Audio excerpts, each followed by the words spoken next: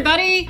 Hey, everybody! I'm waving at all of you. How are you? I'm Karen Hartglass, and you're listening to... What are we listening to? It's all about food. Oh, there's an echo in here. It's all about food. It's all about food. Food. Food. Guess who I'm with here? Yes, you've guessed it. It's Gary De Mattei. Hey, Gary. Hey, Karen. Happy Fat Tuesday. Mardi Gras. Mardi Gras. Mardi Gras, c'est français. Today is our Fat Tuesday show. It's our Fat Tuesday show because today is Fat Tuesday. And what is Fat Tuesday? It's Mardi Gras, for those of you who celebrate. Actually, traditionally, I think it's the last day before the 40 days and 40 nights of Lent. Yes, you are my Christian and Catholic expert in this duo that we have here, because I don't know anything about it. We have a perfect duo. I was raised Catholic, you were raised Jewish. Yes. And we're in therapy. That show's already been done. Right. That was a great solo performance piece. By the way. Yes. Yeah. My mother was Jewish, my father was Catholic, and I'm in therapy. Yeah. Or my father was Catholic and my mother was... It ran in New York for a while. Yeah, it was one of our first dates. Yeah. And this is the Vegan Artist's Way series here at ResponsibleEatingAndLiving.com. So, we're talking all about fun stuff today, and, well... And it is Mardi Gras Day, February 25th. And as you said, it's the last day of the carnival season.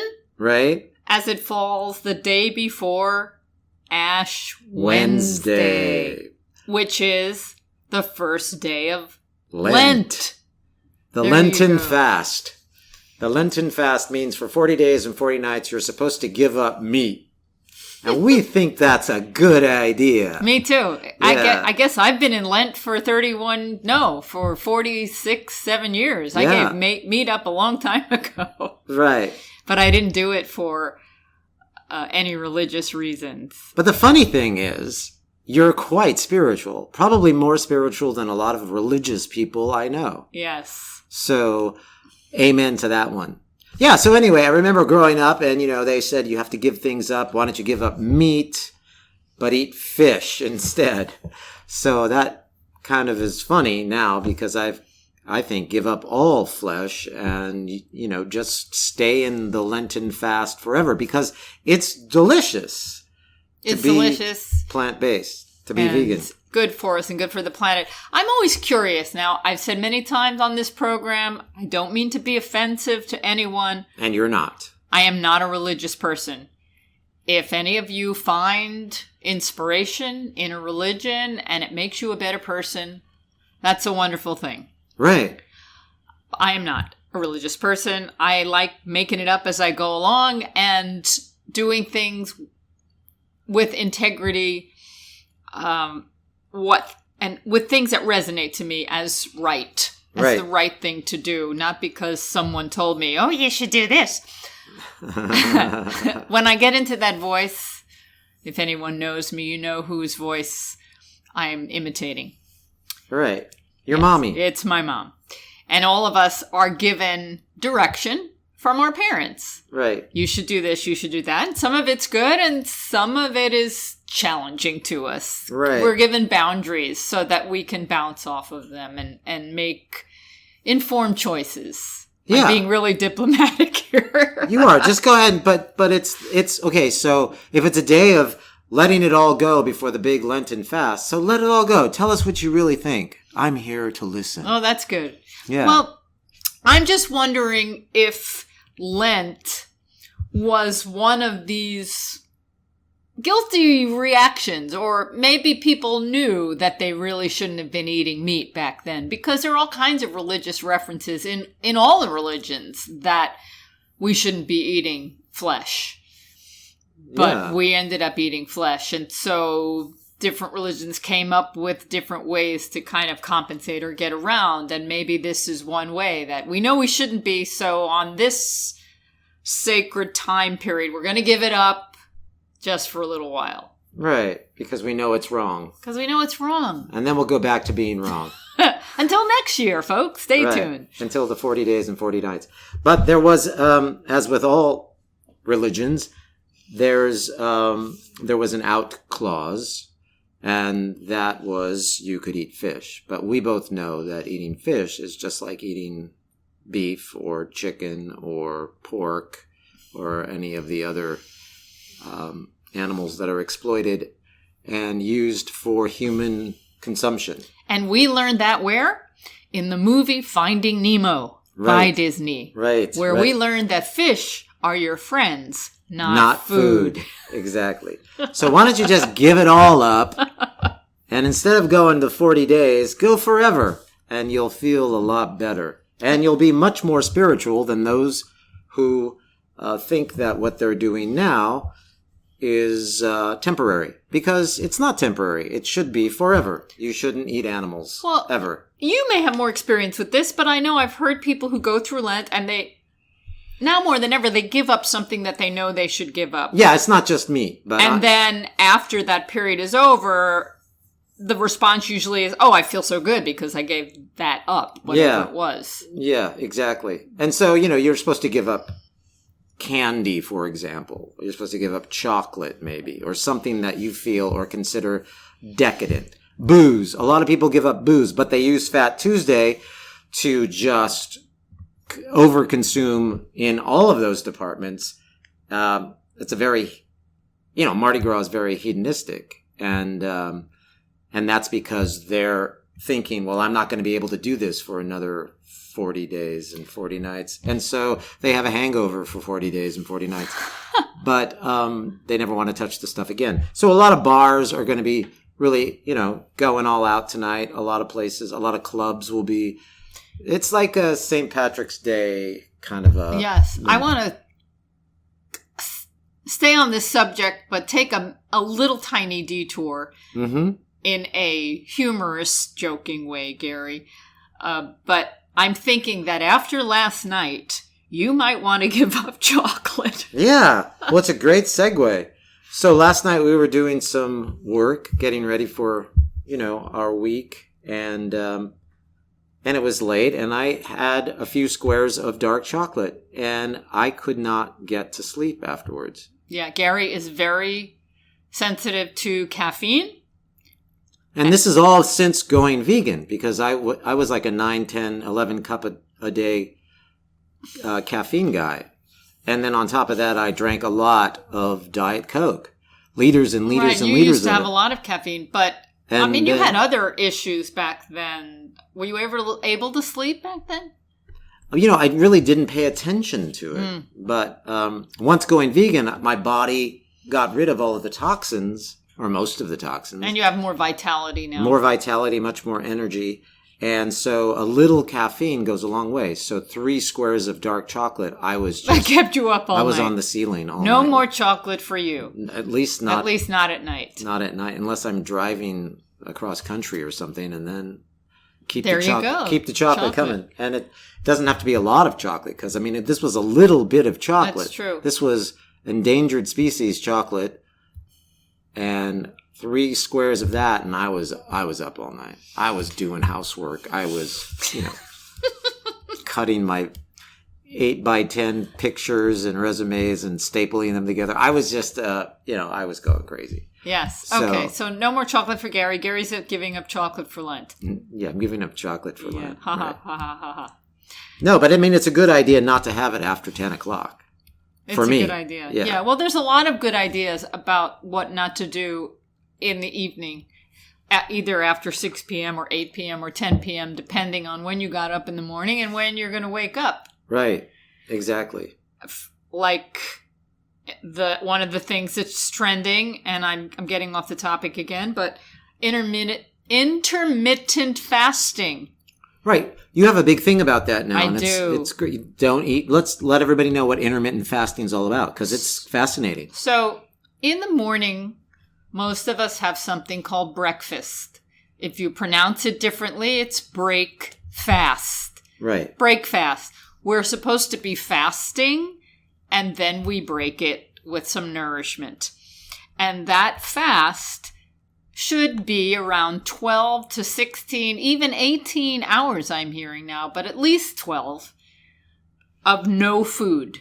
So from your last meal from the night before until your first meal the next day, you should have a fast of at least 12 hours. 16 is even better. That's half a day. Yeah, and the little that I've been doing that, I feel terrific in the morning when that happens. Me too. Yeah, I feel very good. And what it does, so the experts out there who study nutrition are learning more about digestion and the cycle of digestion and what occurs throughout the cycle when we put food in our mouth and between the next time we put food in our mouths. And there's a lot of things that go on. And one of the things that goes on is after the food is somewhat digested and is moving through the intestines, then the body cycles into this detoxing period where it takes the stuff that it doesn't want and sends it out. And you can break that cycle by snacking. Right. Or eating too soon. Right. And at night, that's the time when our body really does some serious detoxing, some rebuilding, restocking, rejuvenating. A lot of work is going on while we're asleep. Right. Presumably asleep. Right. Presumably asleep. That's why sleep is so important. And you have to give the body time to do all of that. And then you break the cycle, not just by waking up, but by eating. Well, this is really good. I mean, this whole subject that we're on, the Fat Tuesday, the day before 40 days of fasting, all of that, it's a very good topic for our listeners today because what we're talking about during the Lenten fast is actually fasting. So, what a great program we have today for everyone. Is that surprising you? Yeah. We always learn something from these programs. No, it's true. And it's almost like we planned it. Right? And, well, we did plan it. So, surprise. But we're circuitously getting this out to you. So, you are an expert on fasting as far as I'm concerned because you've done a lot of fasting and you've gone to fasting. What was the place that you went to for fasting once, or you talked about it? That's what it was. You talked about a couple of places for fasting. Sure. Well, I did. So if people want to fast, if they want to detox their bodies, what's some good advice you can give people who are interested in taking this Lenten fast concept a little further? Sure. Well, the first thing is if you want to do Lent, that's fine. But think about something that you really want to give up, and with the ultimate goal of giving it up long term. But just to trick yourself, you're going to say you're going to do it for a short term because that makes it easier. Right. We have to play games with ourselves because our minds are always playing games on us, right? But there are different kinds of fasting. So there's intermittent fasting, which everyone can do, which is 12 to 16 to 18 hours between our last meal and our first meal in the morning. So no more midnight snacks, no more responding to come hither texts from Domino's when you're streaming your Netflix. You have to turn your phone off. You have to not go and get the chips. You've got to really be diligent about, okay, I'm going to be watching a little TV tonight, but I'm not going to be feeding myself while I'm watching. And for people who are really trying to lose weight, I think that's the easiest and first step that anyone should do. Because you're really not depriving yourself. You're still eating. But there's that time where you're giving yourself a break. Right. Okay. Then there are other kinds of fasts. And there are many kinds. I mean, you could do I'm going to talk about the classic ones. You could do a juice fast. Right. And the thing about a juice fast is what kind of juice are you going to be consuming? So you're having just juice. No food with fiber, no solid food, just juice. But what kind of juice are you going to have? And if you're going to do a juice fast, in my opinion, the best kind to do is a green juice fast. Not necessarily a high fruit juice, high sugary fast. Right. You could maybe add a fruit or two to your green juice, but you want it to be primarily green. Right. Primarily vitamins and minerals. Right.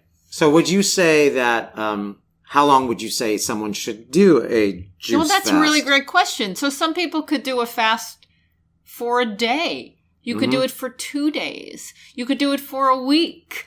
You could do it for 2 weeks. I don't know that you want to prolong a juice fast for too long. there might be some medical reasons to do that for a certain length of time, but So, not for much longer. keyword- And I'm not, the doctor. We're not doctors here, right? Keyword medical reasons. So, are there medical doctors out there that promote juice fasting? I believe there are. So, but there are also people that promote water-only fasts. So we Right. have to talk about that too. And there are different places you can go to for one and the other, or one or the other. Right. There are all kinds of facilities out there. So I know that True North Health Center in Santa Rosa, California, does water fasts. Right, and that's That's Dr. Alan Goldheimer. Right, and he was Hammer. just in Goldhammer. Goldhammer was just in the movie. Was he in the Game Changers? He was, wasn't he? Yeah. Or he was in What the Health. He was in one of those two. You Yeah. should watch them both. He's a chiropractor. Right. And he's built a really nice place over there. And not only do they do water fasting to help people heal, but they also do a lot of events where they have cooking demos and show people how to prepare food when they come off the fast, or just for those who want to learn more about food prep. And I've interviewed him. I've got... And fasting is primarily to get rid of all the toxins in your bodies and to start clean. Yes. The inflammation. Yes. Clear it out. The And it's not inflammation just- caused by certain foods. Food, but also we live in a toxic world. Mm-hmm. So even if we're eating as clean as we can, we're breathing. Right. And just breathing brings in stuff because we can't control our environment. Sure. Okay, so that's the extreme side of fasting. But a great way to start is by saying, I'm not going to eat after a certain time because I want to at least Sure. go 12 hours without any Right. food. Now, some people will skip eating for a day. They'll do 1 day a week they won't eat. Mm-hmm. And that's fine too. That's okay. That's okay. What you want to do always is drink water. Right. I never recommend not doing anything, Yeah. doing any of these things and not drinking water. Water is always necessary. Right. So be careful. Of course, you want to consult a physician before you do any of this. Yes. And we are not physicians. No. Although we have played them on TV. But Yes. And the fact that this is Mardi Gras, this is a really important time to bring this up. If you really want to fast, a serious fast, I mean, I don't know if you're going to do Lent and give something up, but if you want to do a juice fast or a water fast, you absolutely do not, I repeat, you do not want to party your brains out before you start this fast. That's the worst thing you could possibly do. You want to ease into a fast. And that means start by eating healthier before you fast. That means reducing sugar, oil, and salt. Mm-hmm. That means eating more fiber, eating more vegetables, and eating more fruits and vegetables, reducing meat and dairy and processed foods before you start the fast. I can't say that enough, because if you start a fast after a major party, I can't tell you what kind of nightmare you're in for. Right. Which is why a lot of people who try to stop all of the things that they were doing the night before they're never successful at it, because you can't. You've got to ease into it, just like you said. It can be painful. Yeah, it can be very painful. Yeah. You can get sick. Okay, well, this is really fascinating stuff, because, I mean, a lot of people are going to be going around thinking they have to give something up, and we're here to tell you, ease into it. Ease on down the road. Now, right, that's good.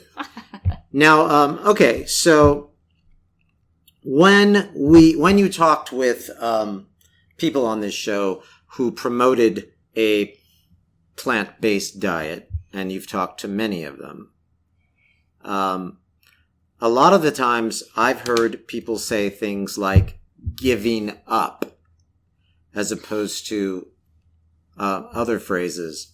And I feel like when you adopt a plant-based diet, when you go vegan, you're not giving up anything. You're actually opening up and receiving. You're opening up. And exactly. receiving so much more variety out there. You're shedding the false notions that Right. you've been trained to believe. Mm-hmm.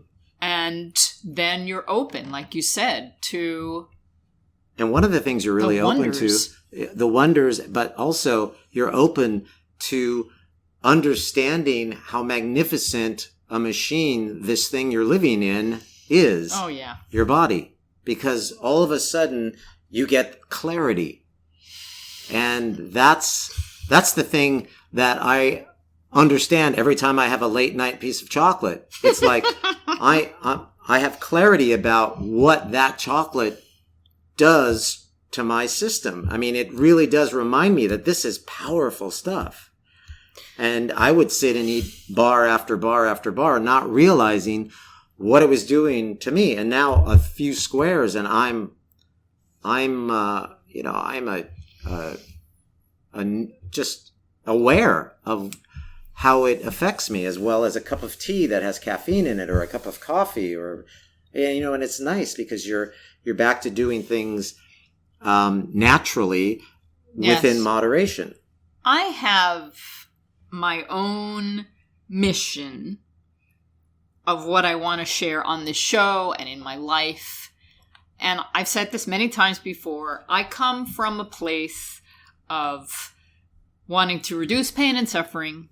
Mm-hmm. I want to get people off the animal because there are so many species on this planet that are innocent and are treated horribly.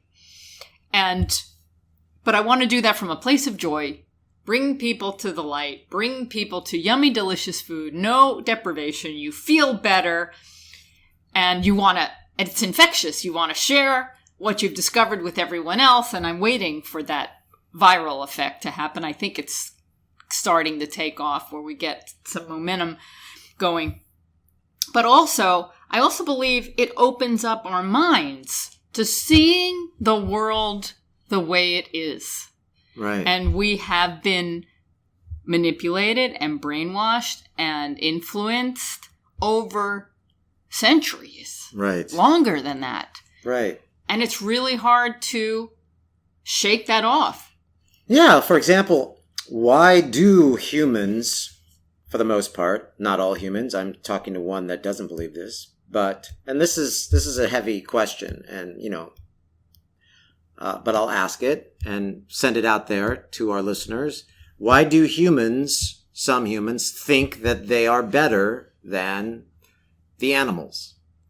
And is there an answer to that? There's a discussion of speciesism, but it's a hot topic now, especially.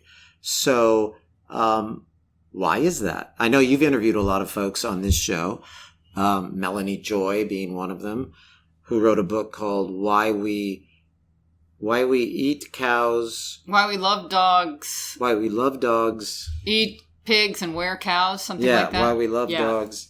And Why We Love Dogs. Came up with the concept of carnism. Why we love dogs, eat pigs, and wear cows. Anyway, there's a lot of people talking about this. I'm not sure a lot of people listening today or people out there have even heard of carnism or Melanie Joy or any of the other people that are talking about speciesism. But, and I know it's a very controversial subject to compare speciesism with racism. A lot of people are very sensitive about that, so I'm not going to get into it. But these subjects are being discussed, and right here on this show, as a matter of fact, you have had guests that have talked about it. So, but I guess the simple question, and I'm a simple guy, that I'm asking is that I asked myself after the veil was lifted when I adopted a vegan lifestyle. That was, how did this get started in the first place? Why do we feel like we're better than these sentient beings? What made the human being want to go and mess with a grazing cow and Sure. There's a lot of people that have asked this question. There's a lot of books on the subject. I recently interviewed the author of The Meat Question, and he got into it. I'm thinking of some other programs I've had on this show about that question.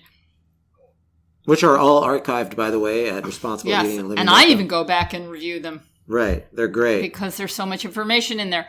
But it's linked to many things. a long time ago, before the internet, before a lot of things. That's a long time ago. We only had what was around us, and we had our own consciousness, and so it was all about the ego and ourselves, and we didn't even realize for a long time that the earth went around the sun. There are still people who are promoting the flat earth theory. So we've got some issues as humans and what we believe. But I think capitalism has a lot to do with our current view of the world. And over time, we have learned to use property to advance. And so some people have taken advantage of that property. And so women and other people have been used as slaves, and animals have been used to work for certain people as property, and it advanced certain people, and then they had power and they took advantage of that power. And over time, we all fell into the hierarchy, and you can't help but kind of believe that you have a place. Mm-hmm. Not that it's right, but over time it becomes... I think religion has played a big part of that as well. Oh, sure. And that's probably why when you say you're not a religious person, I always follow it by saying you are a spiritual person. But religion is an organized belief system, right? Yes. That is there, I think, to keep people in control because they want to keep people... Well, the thing that turned me off personally was when I was told that as a woman, I wouldn't be able to do certain things in the religion. Exactly. There was actually a prayer that the men would say, thanking God for making them a man, and the woman would substitute that line and say, thank you for making me, I don't know, I'm translating it, I don't remember it exactly, but making me the way, what you wanted me to be. Right. But not a man. And, and that was like, I'm sorry, I'm not signing up for this. I don't believe in this. Done. No, but again, my point being that was a way of controlling the women and making them subservient to the men. Yes. Right? You didn't have a penis, therefore... There was a lot of things I couldn't do. I was the best student in my class, but I couldn't get the honors. Right. Yeah. Yeah. Yeah. So I get it. So then maybe it's just another way to keep people... where the elders think they need to be.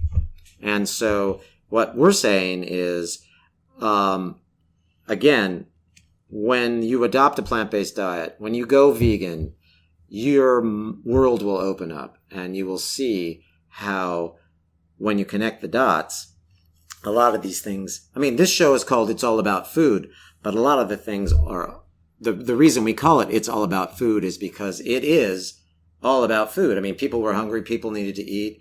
People saw something walking around out there. They killed it. They skinned it. They ate it. Okay. And so, but now we're in a little better position where we don't need to do that. Some of us. Yes. Right. I got to make a disclaimer. Mm-hmm. So I truly believe, and I know you do too, that when people adopt eating a vegan diet, a healthy whole food plant diet, minimally processed, etc., they will feel better and their world will open up. And I like to think that that will also affect people's outlook on the world and their politics. It doesn't happen all the time. No. Because there are a lot of angry vegans. Right. And some of them do not have the same philosophy or politics that I have. And we argue a lot. Right. So it's human to argue. But the thing that scares me, and I use that word scares me, or that term scares me loosely, but the thing that worries me, I should say, is people aren't willing to accept that arguing is perfectly okay. They really feel that if they don't win the argument, then they need to destroy the person who they're arguing with. That's a really good point. I think people are afraid to have an honest dialogue these days. Yeah. I was telling you recently, I've started to engage a little more on the Facebook. The Facebook, yeah. And I'm always polite, never emotional. I don't call people names. I don't attack.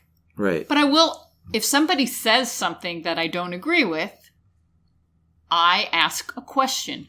Why do you feel that way? How does this affect you personally? What else do you recommend? Questions like that. Are those offensive? No. No, but right away, people respond back very defensively, calling names, saying whatever it is bullshit.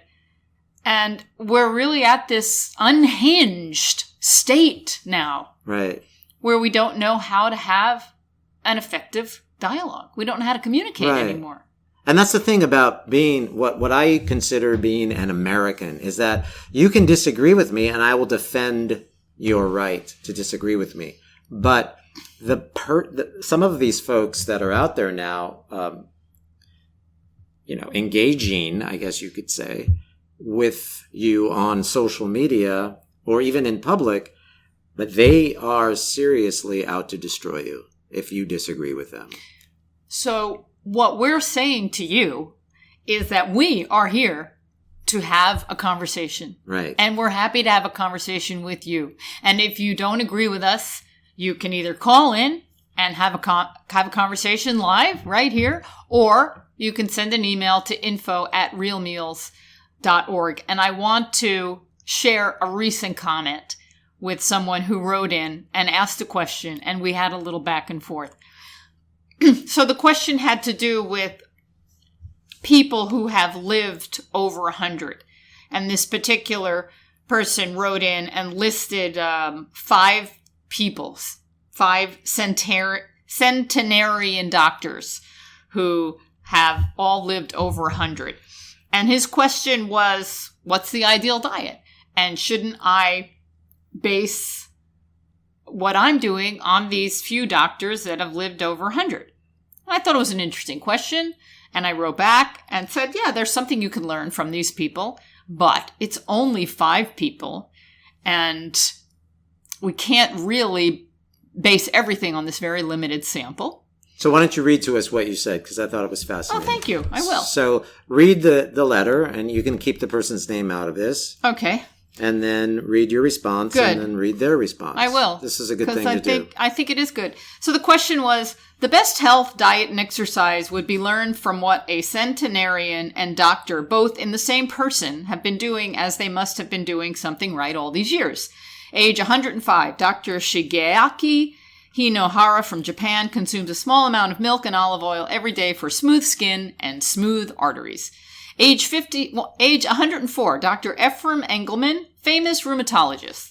Age 102, Dr. Fred Kumaro, PhD in food chemistry and professor of food science. Age 107, Dr. Geraldine Branch, gynecologist. Age 114, Dr. Layla Denmark, pediatrician.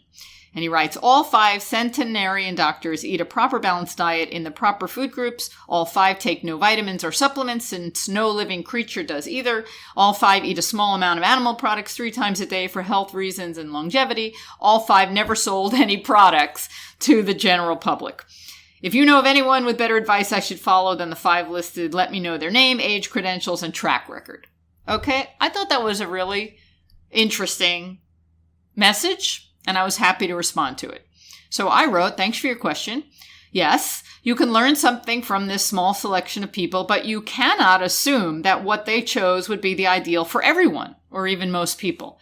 From a scientific point of view, you need to compare a much greater number of people on a particular diet over a long period of time and compare them to a control, or a population that does something different to see the effect. It's difficult and expensive to do. Epidemiological studies are helpful because we can learn about a specific population and their health. We also have learned a lot from people who were reasonably healthy on their original country's diet, and then they came to the United States and adopted the standard American diet. Sad. And got all the chronic diseases that Americans have. From this, we have learned that food has a greater impact than environmental and genetic makeup. And things have changed a lot in 100 years from when the people this person mentioned were born. That contributes to their well-being. We are exposed to many environmental toxins now, and the quality of food has degraded. The lifestyle for many has changed as well, and this has a cumulative effect as well as impacting the health over generations. I believe that vitamin D and B12 are essential for many people today for many reasons. And when exposed to environmental toxins and bad diets, specific supplements can aid in healing. And personally, I choose an all-plant, all-organic, primarily whole food diet because from the research I have seen, it's not only the best health, but kind to animals and gentle on the planet. And as all my listeners know, the person I admire most for the best information on diet and nutrition is Dr. Joel Fuhrman at drfuhrman.com. He's only 66 years old, and I hope he lives to at least 120. Only time will tell. And the writer wrote back and said, okay, I like the response as it is reasonable. Dr. Fuhrman seems decent. And he continues writing, and this is what I wanted to get to. I wrote the same thing to other people interested in diets and some vegans and other types, but they did not respond as they might think I am here to argue, debate, teach, convince, sell something, etc. I asked a simple question, and you wrote back. I am actually here to learn, but I suppose others think I am here for a challenge or something, but not the case. That's great. Yeah, so that's the point. Everybody's like unhinged. Everybody's on the edge, poised, ready, and defensive. To attack. And we need to calm down and have sensible conversations. Yes. How do we do that? Again, as an American, I am here to defend your right to disagree with me. And that's, I think, what we've lost sight of, is we don't feel that way anymore, or at least some of the folks that you're referring to, the ones who are out to destroy you if you disagree with them. And we've lost the ability to disagree. Here's another thing. So I'm engaging on the Facebook. I'm Right. being brave. I'm not being afraid. And I'm being polite and trying to help people wade through this massive amount of information online. And a lot of it is disinformation. Disinformation. A lot of it is out there Exactly. to confuse and deflect and anger. So one woman was engaging bravely, and she started giving me these YouTube videos to watch. Now, Right. I don't like to watch a lot of videos because they take time. I prefer to read a report or a transcript because it's faster and I can get to the meat of the subject, no pun intended. Mm-hmm. And this one particular, but I said, okay, I'm going to watch a few minutes of this video. The title actually said, just watch the first 3 minutes if you don't want to watch anything else. So I said, okay, I'm in 3 minutes. And this woman in the video was spewing emotional nonsense. Mm-hmm. And one thing she said, it had to do with immigration into Canada and food. This show is called It's All About Food. And one of her arguments against immigration was that Canada already imports most of the food they eat. And this is just wrong. And you just go, you can Google it and get all the statistics. Canada grows a lot of food. And they make more food than they eat.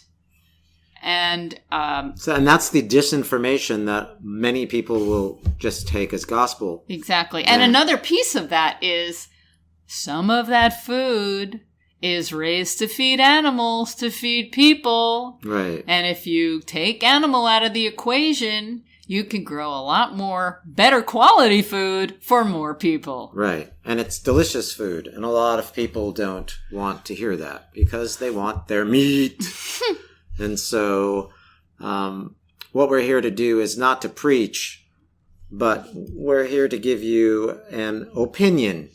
And the opinion is backed by a lot of facts. And these are actual facts. These are science. Not made up facts. Not made up facts. Yeah. So, and again, I'll just respond to my own statement by saying there are hundreds of interviews that Karen has had with experts in this field, and they're all archived at Responsible Eating and Living. So check them out.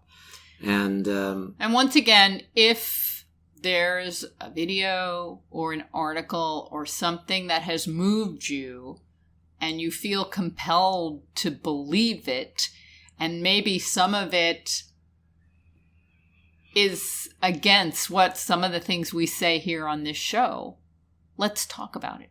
Right. Let's have a conversation. That's what we're all about, is having a conversation. Yeah. And it'd be fun to have a conversation with you, because I'm sure Karen gets really tired of having a conversation with me. No, never, Gary. It's always fun. Yeah. And if you disagree with us, that's great. You can feel safe here. That's the point. Talking with us. I have to admit, I tried, I don't know how many years back. Who remembers? Who's been listening to the show a long time? I had a couple of people on the show from a very different perspective. And we had a few conversations. I totally disagreed with everything they were saying. And I found I was embarrassed because I found I got in that confrontational way. But I didn't think it was beneficial for this program. Right. So if I ever do that again, I will come from a different place. I don't want to be confrontational. I want to be open and conversational. Right. I'm going to make a little plug for a film that we made here at Responsible Eating and Living that I think 6 people saw. It's called The Lone Vegan. And you've probably heard Karen talk about it, but that was a situation that we documented on film when Karen was asked to go speak to 200 cattle producers in Yerington, Nevada, and they wanted a vegan on the panel. And so we went on this journey to Yerington, and Karen faced off with 200 cattle producers.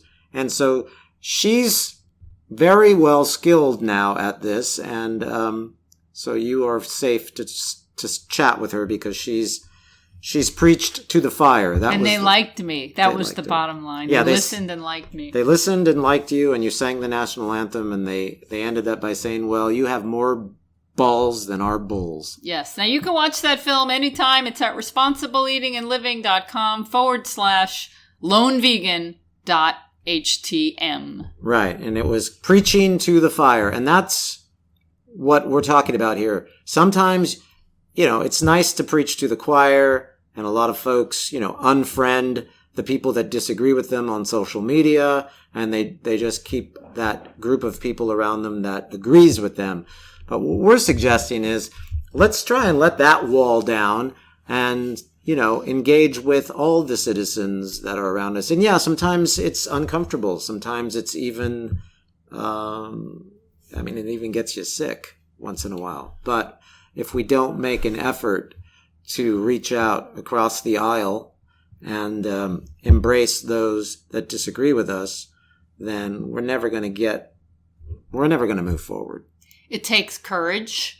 Courage and kindness. It takes courage and kindness. That's Cinderella's mantra, right? Have courage and be kind. Have courage and be kind. And it was the anniversary of one of my personal heroes, the death of someone that I'd like to read a quote. I'm a curator of quotes.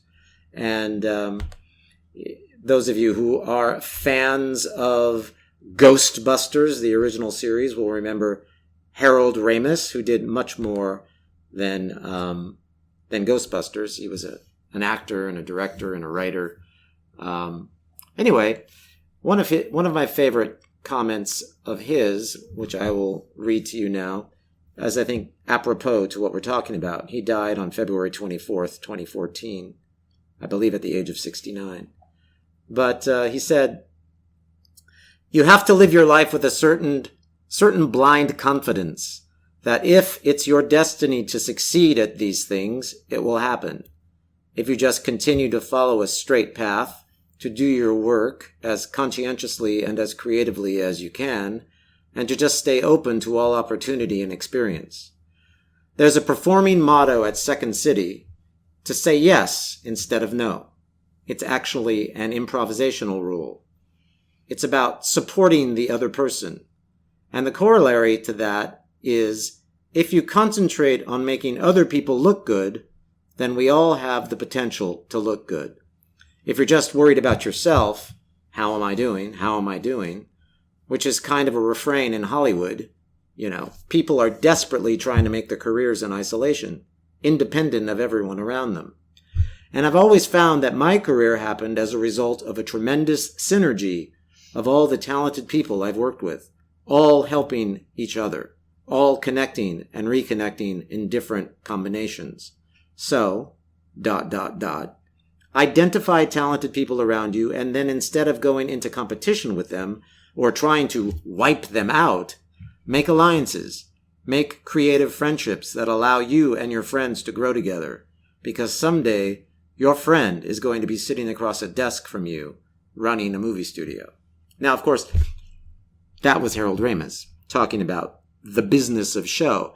But you can easily adapt that to life. And surrounding yourself with people that agree and disagree with you, but making alliances is kind of what we're talking about here. Yes. Because always be nice to people on the way up because you don't know who you'll see on the way down. Yeah. But also, you learn something by keeping open to everyone's opinion. Sure, you can have your own opinion.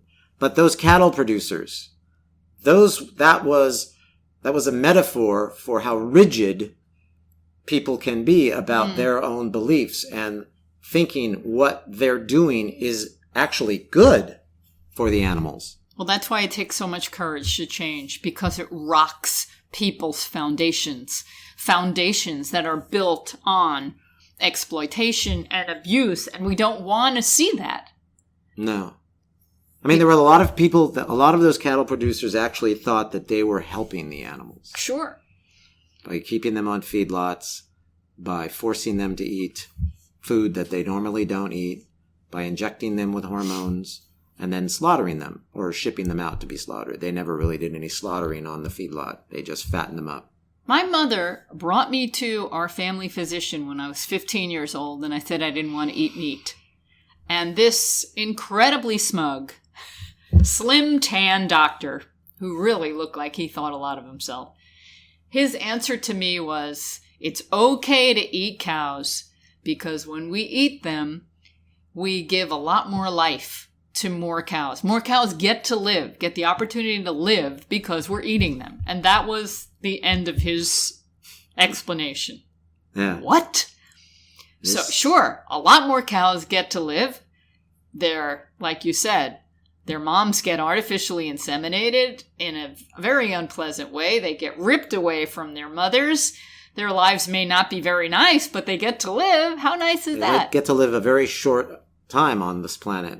And there's a great book that I think you even spoke to the author of the book, where we get to see farm animals, or what we call farm animals, actually living a full life. Oh, yes. Isa Lesko. Yeah. And didn't you talk to the author of that book? Yes, I'm going to pull that up right now. I have 2 copies of it, actually. Oh, what a wonderful book. And what it does is it shows you an animal like a pig, for example, that its tail wasn't clipped off. It actually has its tail intact. Mm-hmm. And that's the first of many eye-opening, brilliant photographs in this book. It's just wonderful. You actually get to see a cow living its full life, not slaughtered at a young age. Yeah, it's Isa Lesko.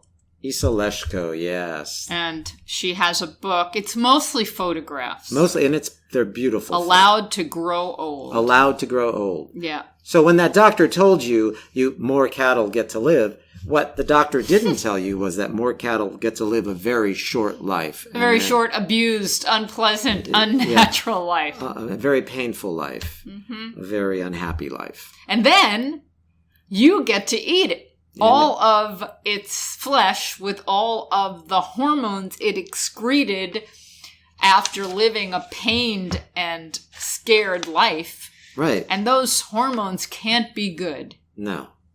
So if you want to give up anything for Lent, give up meat.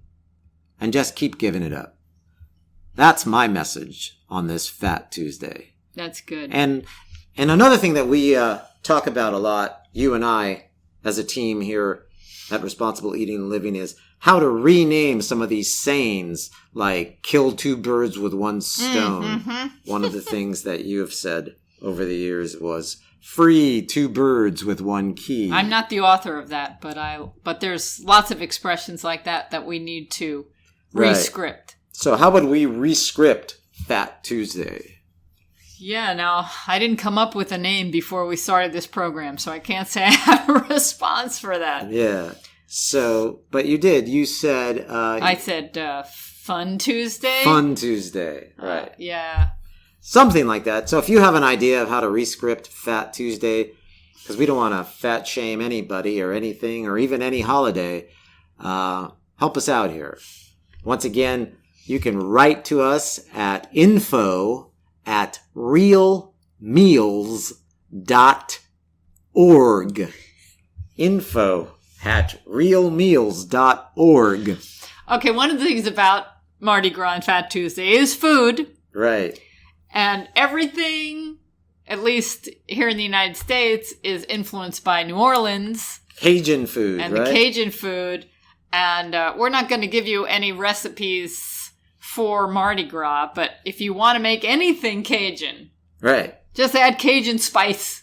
Yeah, what are those Cajun spices? Yeah, I had it up here just a moment ago, but it's pretty simple. Remember the Louisiana chef on, what was his name? Oh, the Louisiana chef. He had a wonderful way of speaking. Was it Justin... The PBS chef, Justin Wilson? Okay, well, you look that up. Cajun spice Justin is Wilson. A combination of garlic powder, paprika, black pepper, onion powder, cayenne pepper. I'm going to say cayenne pepper, because you want it to be spicy. Oregano, thyme, red pepper flakes. And there's probably, based on different areas, variations on that theme, but... You could take any chili and throw Cajun spice on it and feel like you're ready for Mardi Gras. With a little cornbread, you're good to go. You know, I'm going to do something tonight, I think, with a little Cajun spice. Because I used to really like to do blackened food. I'm sure a lot of people out there do that too. Where you rub that Cajun spice all over something and then you put it on a hot cast iron grill and let it blacken on the outside. And I'm going to try that with some tofu, I think. Yeah, or even you could do that with vegetables. You could do that with broccoli. You could do that with a lot of really cool things. Blackened. Yes. Yeah, it's going to be fun. And then, of course, red beans and rice. They call it dirty rice. And, there's also gumbo. Lots of wonderful gumbos. There's a lot of vegan recipes for gumbos and just Google Mardi Gras food, vegan Mardi Gras food. You'll find it out there. It's really a lot of fun. So we just have a few more minutes left. And I wanted to give an update about what's happening here at the Responsible Eating and Living headquarters with regard to food. So one of the things is that we are real here at Real, responsibleeatingandliving.com. We walk the walk.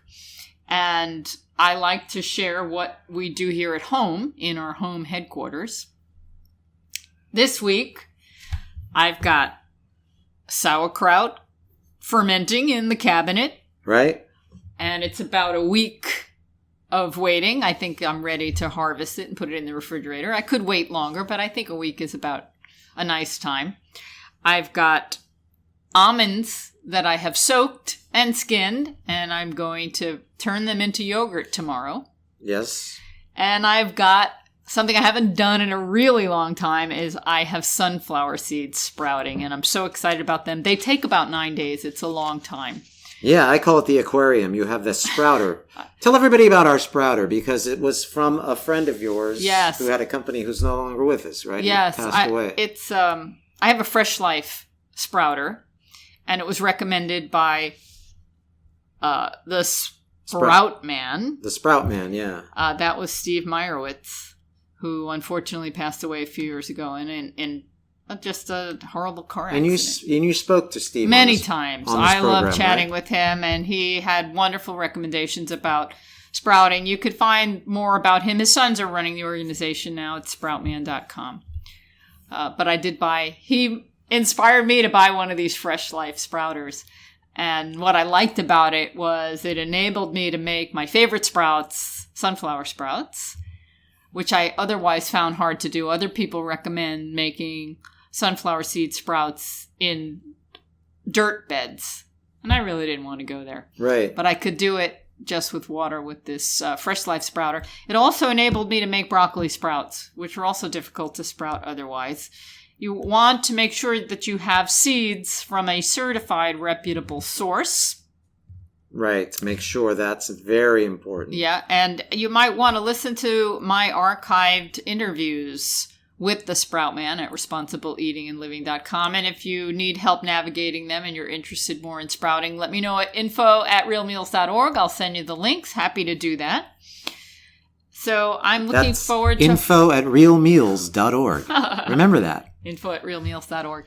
I'm looking forward to harvesting my sunflower sprouts because they're the best on salad. On salad. And where's your favorite salad that has sunflower sprouts? Oh, the Dharma's in Santa Cruz. Dharma's in Santa Cruz, California. They make the greatest salad and they top it with sunflower sprouts. So I mean, one of the reasons why the sprouts like that are expensive is they take a long time to grow. They're not easy to grow, but you can grow them at home. All right, so who's in the news lately in the entertainment world? Well, Harrison Ford says he no longer eats meat and dairy. Harrison Ford has cut meat and dairy out of his diet. The star says he made the switch for his health and for climate change. Go Harrison Ford. Yeah, I like that all those sci-fi movies, either in real life or in the story, like Star Wars. Everybody's vegan in Star Wars. Right. Not Star Wars, Star Trek. Star Trek, right. Yes. Anyway, but here we are in reality, and I want to bring everybody back to reality and say that it's time to end the program. Wow, we talked a lot today on Fat Tuesday. We did. So have a great Fat Tuesday. Yeah, go out and have some fun tonight, and then go vegan tomorrow. That's right. Everybody have a delicious week.